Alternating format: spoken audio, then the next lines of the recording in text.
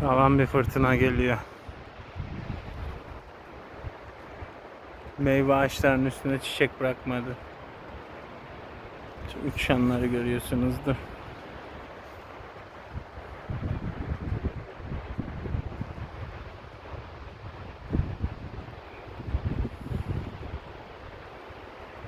Evet, bakalım bayrama yağışlı gireceğiz. Muhtemelen bayram yağmurlu geçecek. Bu 2 günlük sıcaklar bunun göstergesiydi.